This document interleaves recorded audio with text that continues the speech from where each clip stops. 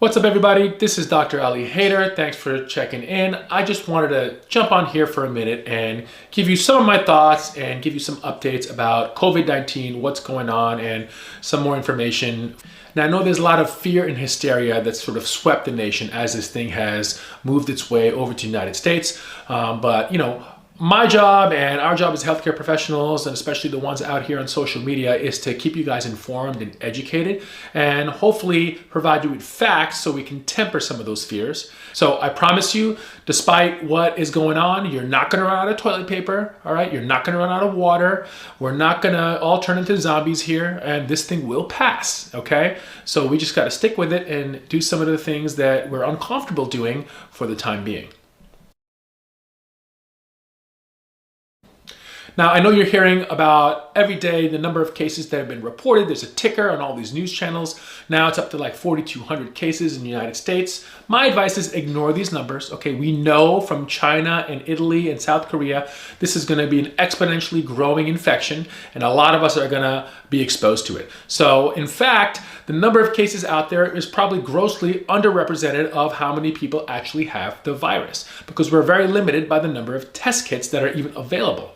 I mean, up till now, the CDC has only a certain number of kits, and the criteria to get tested is very strict. So in the beginning, it was only people who had traveled to some of these hot zones, such as Korea or China or Iran, who even qualified for testing.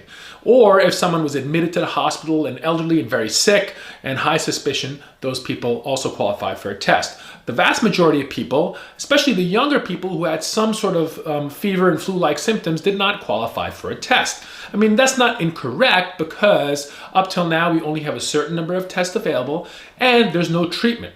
And the vast majority of people are not going to get super sick. So if you're young and you have some of these symptoms, the best course of action, as it was recommended, was stay home, self-quarantine, let the virus take its course, right?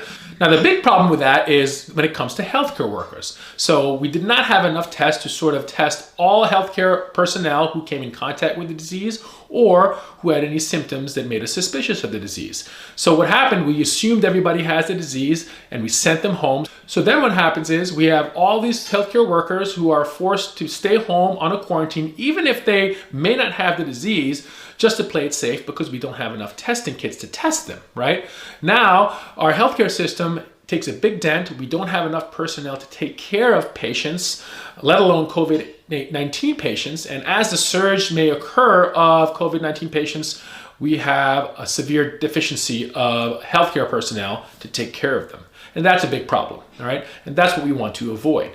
Luckily now, the FDA has approved several private sector institutions, such as hospitals and other laboratories, to help and supply some testing kits and spread it broadly, so we may be able to increase the number of patients we're able to test. So we're able to test people that we have a high suspicion for. We can test healthcare workers who have been exposed or have symptoms, and we could better triage people on who really needs to be quarantined, particularly in the healthcare worker realm, and we can try to figure out which patients really need inpatient monitoring.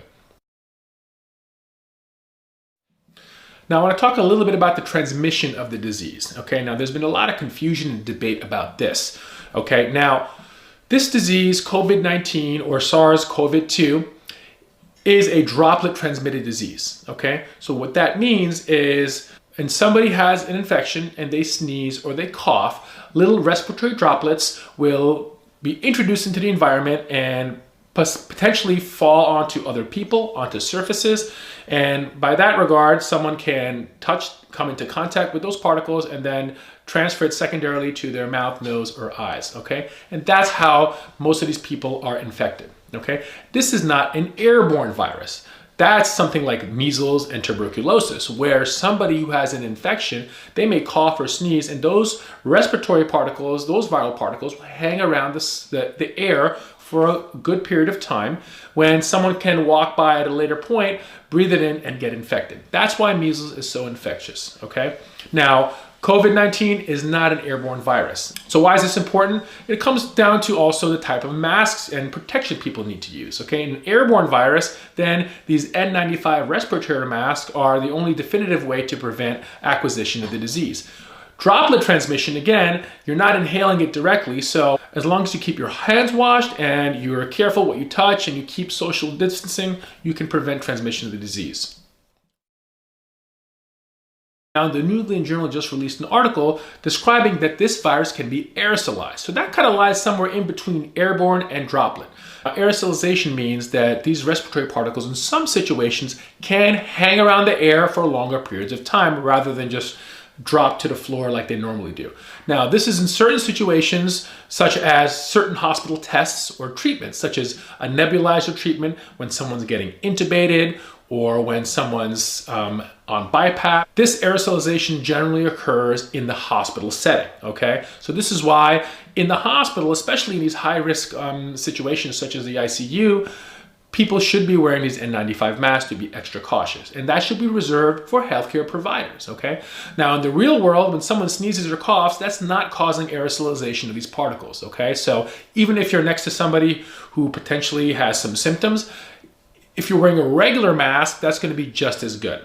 Now again, the CDC is not recommending everybody wears masks. As long as you wash your hands and stay away from sick contacts, that's the key. Now, if you're taking care of somebody or you live with somebody who is sick, a mask is recommended for the patient who is sick and the person around them.